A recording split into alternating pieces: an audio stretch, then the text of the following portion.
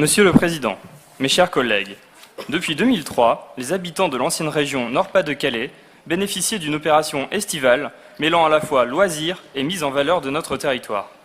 L'extension à notre nouvelle région Hauts-de-France des programmes TER, mer, vers et ville à prix abordable permettra à l'ensemble de nos concitoyens de découvrir et de profiter des atouts historiques et géographiques de notre territoire.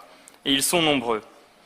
Les plages de la Côte d'Opale, nos sites touristiques et historiques, nos villes remarquables, ainsi que nos paysages verts et urbains. Cette volonté de proposer un service de liaison à travers des correspondances en bus et la location de vélos disponibles en gare d'arrivée seront des offres et services complémentaires qui, sans nul doute, devraient être appréciés par les voyageurs. L'année passée, ce sont 90 000 habitants pour la seule région Nord-Pas-de-Calais qui avaient pu bénéficier de ces dispositifs. Ce chiffre démontre l'engouement de ces milliers de familles pour cette opération. Il m'apparaît important de souligner que pour beaucoup d'entre elles, cela représente une opportunité qu'il nous est impératif de préserver, à savoir qu'elles sont parfois les seules vacances, l'unique sortie de l'année ou la première expérience en train.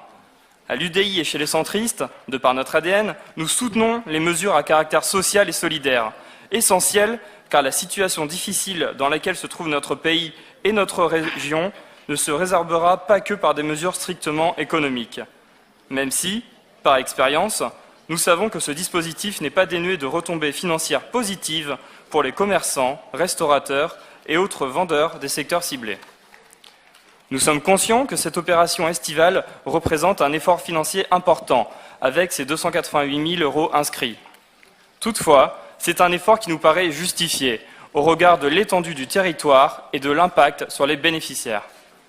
Je suis d'autant plus sensible à cette mesure que mon propre territoire bénéficierait de ces dispositifs avec la présence de Malo-les-Bains, destination appréciée des voyageurs qui viennent dynamiser notre belle station balnéaire. À partir de l'année prochaine, nous pourrions aller encore plus loin dans ce dispositif. L'histoire de notre région nous amène à imaginer des liaisons vers des sites de mémoire, comme le Chemin des Dames, première destination touristique de l'Aisne à l'approche du centenaire de la fin des combats de la Première Guerre mondiale. Notre avenir passe également par l'apprentissage de notre histoire, et notre territoire peut être fier de son passé.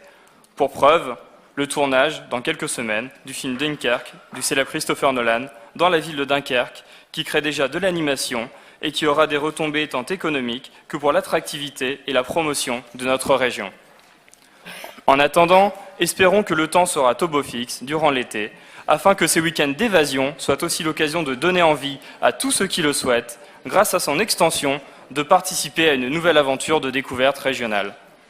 Même si les plages et ces lieux d'exception attirent à eux seuls de nombreux vacanciers d'un jour, c'est objectivement dans une démarche d'égalité et de maillage de nos territoires, mais aussi de valorisation de l'usage du TER, que s'inscrit cette opération, tout en privilégiant des déplacements loisirs, plus rapides et moins polluants.